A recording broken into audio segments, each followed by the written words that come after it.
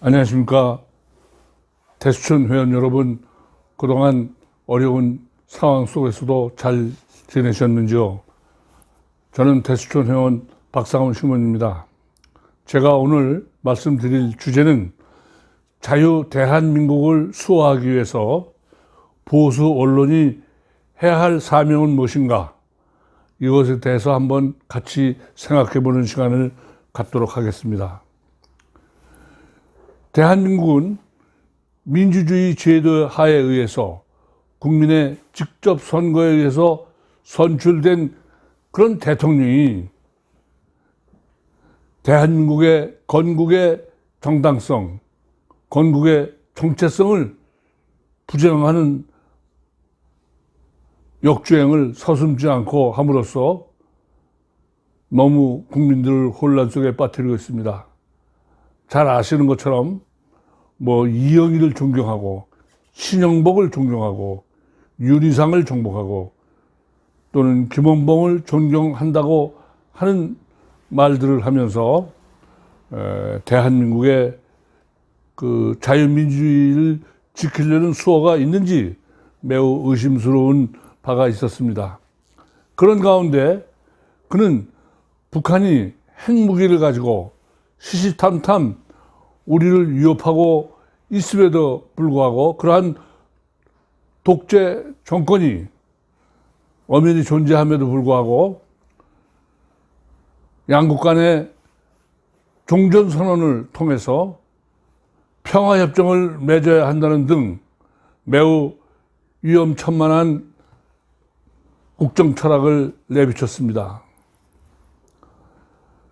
큰 틀에서 남북관계의 개선을 이룬다는 그러한 점에서는 찬성할 수 있지만, 그러나 세계 역사에서 체제가 다른 두 집단이, 즉 두 나라끼리 연방제를 성공한 사례가 없기 때문에 그것은 그 문재인 대통령이 낮은 단계의 연방제라는 것은 우리가 자유민주주의를 포기해서도 통일을 해야겠다는 통일 지상주의에 빠진 어리석음이기 때문에 그의 남북 평화 프로세스는 평화소에 그칠 뿐이고 또 아주 비현실적이고 너무 몽환적이고 또 어떤 분의 말에 의하면 적당한 얘기가 이상적이라도 할 수 없고 몽환적이라도 할 수 없는데 그런 주의를 붙이는 게 아니라 바로 문재인 대통령의 허영에 바탕을 둔 것이다. 이렇게 보는 것이 상당히 합당한 것 같습니다.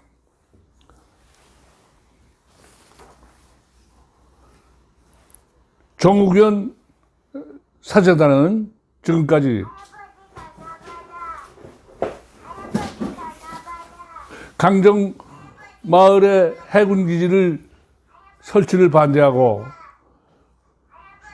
송전탑 반대 시위를 하고 4대강 보 설치를 반대하고 하는 등 대한민국의 경제의 뿌리를 뒤흔드는 그러한 행위를 했고, 또 아까도 말했지만 문재인의 남북 교류라는 것은 대단히 위험천만한 것임에도 불구하고 그의 그 남북 교류 방법을 전폭적으로 지지하면서 기차 타고 유럽 가자는 등 매우 위험천만한 언행을 일삼고 있고, 끝내는 내로남불의 표징인 조국 수호 성명을 발표함으로써 많은 평신도들에게 참으로 역겨움을 주기도 했습니다. 즉 이렇게 애국 시민단체나 대수처는 이러한 그 문재인 대통령의 국정 철학이나 또는 정욱현 사재단의 행동 방향이 몹시 잘못되었다고 비판하고 투쟁하면서 문재인 집권 4년 5개월을 마치 45년을 치르는 듯 몹시 길고 험하고 힘겨워하는 길을 걷고 있을 때 놀랍게도 보수 언론들은 그동안 침묵으로 일관했습니다.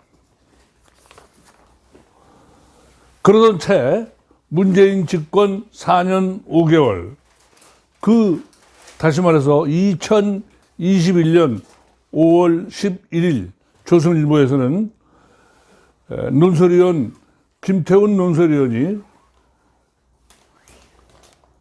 만물상이라고 하는 그 논설칸에 북한 정권은 우리의 통일 파트너가 될 수 없다라는 글을 소개함으로써 그 문재인 대통령의 통일 프로세스가 대단히 옳지 못한 그러한 것임을 지적하는 글을 실었습니다. 제가 앞부분을 조금 읽어드리고 나머지는 요약해서 말씀드리겠습니다. 문재인 정권은 북한 김정은 왕조가 싫어하는 일을 하지 않는 것이 한반도의 평화와 궁극적 통일로 가는 길이라고 믿는다. 표현의 자유도 북한 주민의 인권 문제도 북한이 싫어하니 잠시 접어두자고 한다. 북한 김여정이 최근 탈북자 단체의 대북전단을 살포를 비난하자 철저히 수사해 처벌하겠다며 납작 엎드린 것도 그런 인식에 근거한다. 북한 정권과의 평화에만 집착하는 이 정권의 태도는 30년 전 서독의 통일 접근 방법과 정반대다. 그 내용을 요약해보면 북한 서독의 집권자들은 동독의 전제주의적이고 독재적인 권력은 그 동독인의 의사를 대신할 수 있는 대표성이 없다고 생각해서 여러 가지 지원을 요청할 때마다 민주화부터 먼저 하라는 요구, 다시 말해서 베를린 장벽의 그런 폰을 없애라는 등 그러한 그 압력을 가하면서 동독 국민들의 민주화하는 것에 초점을 맞춰서 모든 일을 했다는 것입니다. 그래서 그 서독 정부는 그 산타클로스 선물이라고 할 수 있을 그러한 그 작전으로 많은 생활 필수품을 공수해서 동독 전역에 뿌림으로써 동독 어린이들의 그 작은 선물, 이런 것으로 점점 동독 주민들이 민주주의가 우리의 삶의 길이라고 하는 것을 알리는데 그 최선을 다한 결과 결국 그 동독이 무너지고 통일을 일으켰다는 것입니다. 다시 말해서 대북전단은 북한 정권과 화해하는 데는 걸림돌이겠지만 북한 주민에게는 남녘 동포들이 표현의 자유를 누리며 산다는 것을 잘 알 수 있는 증거임에도 불구하고 우리 문재인 정권은 철저히 이것을 막는다는 것이 큰 실수다 하는 것이죠. 그리고 또 어떤 일을 했습니까?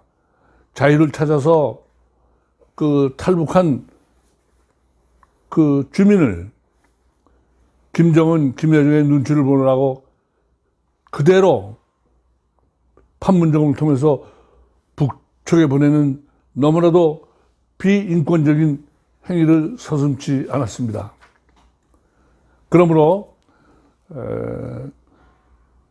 우리 대한민국도 북한 정권, 독재적인 정권, 왕조적인 정권에 매달려서 협상을 할 것이 아니라 북한의 민주적인 정권이 들어설 수 있도록 하는 여러 가지 장치, 이것을 진행해야 한다. 그래서 이것은 바로 성공할 수 있는 것은 독일 통일의 역사에서 여실히 증명된 사실이다. 이러한 점을 내용을 적고 있습니다. 그런데 참으로 훌륭한 이러한 논술이지만 또 한번 다른 면으로 생각해 보면 4년 5개월 동안 꾹 침묵을 지켜오다가 이제 내임덕이 왔을 때쯤 해서 이와 같은 대통령의 국정 철학이 매우 잘못됐다. 남북 평화 협력 프로세스가 아주 잘못됐다고 이렇게 얘기하고 있습니다. 이것은 우리가 생각할 때 미리부터 집권 초기부터 이러한 문제를 했어야 하는데 그때 가지고 있던 그러한 내용을 언론 통제의 올가미에 바짝 씌워서 아무 말도 못하고 무력한 모습을 보이고 있다가 뒤늦게 이러한 내용을 했다는 것은 참으로 안타깝게 짝이 없습니다. 그러므로 우리는 이와 같은 보수 언론도 진정한 언론인의 사명을 다하지 못한, 충실하지 못한 이러한 점이 있다는 것을 알게 됐습니다. 그래서 우리는 그들을 가짜 보수, 즉 진정한 보수가 아니고 가짜 보수라고 질타하게 되는 것입니다. 구체적으로 한번 살펴봅시다. 2019년 광화문 집회 때 100만 명 이상의 많은 인파가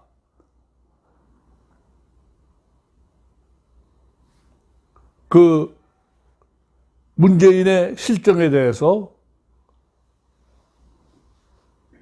비판하는 그러한 집회를 가져서 그에게 옳은 길을 선택할 수 있는 그러한 방향 전환을 위한 그러한 민주적 집회, 이것을 정말 100만 명이 동원됐다는 것은 참으로 무슨 민노총이라든지 이런 조직된 단체가 아니고 정말 자발적으로 너무 답답해서 대통령이 나라를, 국민들을 걱정스럽게 하기 때문에 모인 사람들입니다. 그러함에도 불구하고 보수 언론마저도 이와 같은 집회를 신문에 일단 정도 작게 보도했습니다. 이것은 겉으로 보기에는 어떻습니까? 집권자의 언론 통제에 의한 것이지만 한번 비교해 봅시다. 우리 국민들이 비교해 봅시다. 최순실이 국정농단을 했다고, 즉 박근혜 대통령 때 젊은 아내자들이 유모차를 끌고 나오는 모습이라든지 이러한 그들의 국정농단을 비판하는 집회, 실황 중계하듯이 자세히 보도한 그런 상태를 광화문 집회와 비교해 본다면 얼마나 좌경화된 언론 노조에 의해서 좌지우지되고 광화문 집회 때는 또한 좌경화된 언론인뿐만 아니라 청와대 언론 운영팀의 그러한 직접적인 작용에 의해서 한 겁니다. 또 같은 증거를 대면은 2020년 8월 15일 집회 때 많은 시민들이 모였을 때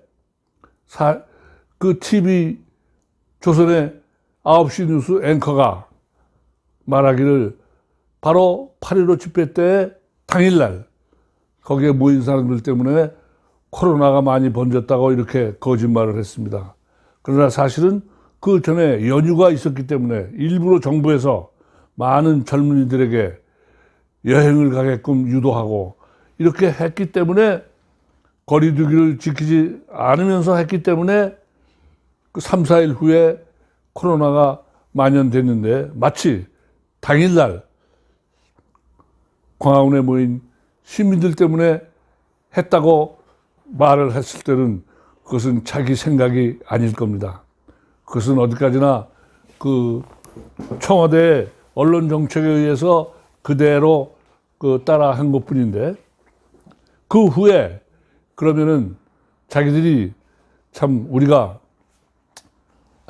그런 그 압력에 의해서 이렇게 잘못했다 하는 반성하는 모습을 보였다면 또 모릅니다. 그러나 지금까지 마치 자기들이 그러한 압력을 받음이 없이 자기들 스스로 한 결정처럼 그렇게 아주 시침을 떼고 있는 모습은 참으로 안타깝기 짝이 없습니다. 선후후락이라는 말이 있습니다. 지도자는 먼저 나라가, 백성이, 국민이 위태로워질 것을 미리 예측하면서 그 전에 그것을 사전에 막는 것이 훌륭한 자세다, 이런 말이 있는 것처럼 정부는 정권을 가진 자이기 때문에 실수를 할 수 있지만, 그러나 그 언론은 그것을 통제하고 그것을 조절하는 그러한 정화 기능을 맡아야 되는데 그러한 기능을 완전히 포기한 것입니다. 지금 요즘 신문들을, 특히 보수 언론의 신문이나 이런 것을 보면 방송도 그렇고 뭐 조선시대의 역사가 어떠니, 고구려 시대가 어떠니, 또는 유럽의 여러 가지 정치 대화가 어떠니, 심지어는 풍신수길 때의 일본의 정치가 어떠니, 이런 것을 특집으로 다루는 것을 보고 참으로 실수하지 않을 수가 없습니다. 왜냐하면 우리 대한민국 국민들은, 현재 살아있는 국민들은 대한민국 건국의 전후사에 대해서 제대로 공부해 본 적이 없습니다. 왜곡된 내용을 많이 했습니다. 한번 생각해 보십시오. 대한민국 해방이 45년, 대한민국 건국이 48년, 6.25 전쟁이 50년입니다. 그러면 6.25 전쟁 때 참전용사가 적어도 1930년 이전에 태어난 사람들입니다. 지금 나이로 따지면 90세입니다. 참고적으로 저는 해방주의인데, 저는 해방 때 태어났고 3년 후 3살 때에 정부 건국이 됐었고 5살 때에 6.25를 겪은 세대입니다. 그러나 이와 같은 역사적인 사건들, 대한민국이 어떤 과정을 통해서 힘겹게 나라가 세워졌고 하는 것을 학교 교육을 통해서나 그 밖에 방법에서 제대로 알지를 못했습니다. 제가 75세인데 제가 모른다면 그 이후의 세대는 어떻겠습니까? 그러므로 우리 보수 언론에서는 이와 같은 대한민국의 건국의 정당성을 알기 위해서 대한민국이 건국될 때 이승만은 어떠한 역할을 했고 김구는 어떠한 역할을 했는지 이것을 상세하게 알려야겠고, 아까도 말한 것처럼 김원봉이란 어떤 인물이고 윤희상은 어떤 인물이고 또 이영희는 어떤 인물인지를 알아야 됩니다. 어떤 정치가는 소련군이 해방군이고 미군은 점령군이라고 말했습니다. 정치인은 표를 의식하는 사람들입니다. 이 사람이 이렇게 말했을 때는 많은 국민들이나 이런 사람들이 그 말을 맞다고 생각하고 박수를 받을 수 있다고 생각해서 떠들어댄 것이지 자기의 철학에 의해서 말한 게 절대 아닙니다. 그러면은 우리는 제발 간절히 부탁한데 그 언론에서 학교 교육을 이미 다 끝낸 우리 일반 시민들이 요즘 흔히 말하는 평생교육 차원에서 그 6.25가 어떻게 일어났고 그 이후에 어떠한 역할을 해서 대한민국이 탄생하고 지켜졌는지 이것을 자세히 얘기를 해야만 합니다. 그래서 이것을 역사학자들은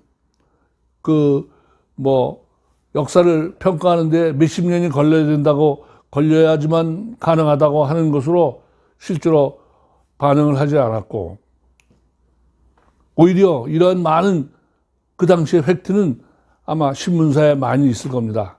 그래서 우리가 예를 들면 조선일보 기자 출신인 김용삼 기자의 그런 여러 가지 대한민국의 건국에 얽혔던 정말 확실한 팩트, 이것을 관심 있는 사람들은 많이 봐서 알지만, 그러나 이것은 유튜브 방송을 통해서만 했기 때문에 이 문제에 관심 있는 사람들만 봤지 온 국민이 다 알 수 있도록 하는 데는 대단히 역부족이라고 생각합니다. 그러니까 앞으로도 대한민국이 자유민주주의를 수호하기 위해서는 다른 보수 언론들에게, 다른 진보 언론들에게는 기대하지도 않습니다.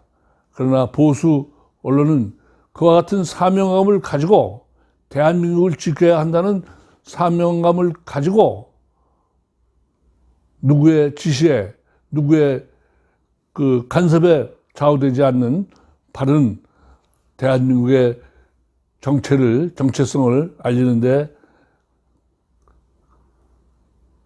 최선을 다하는 것이 우리의 대한민국을, 자유민주주의를 지키는 최선의 방법이고, 우리 대수의 입장에서는 자유민주주의가 보장되어야만 신앙의 자유를 누리면서 우리가 생활할 수 있기 때문에 이러한 점에 대해서 한번 같이 생각해 보는 시간을 가졌습니다.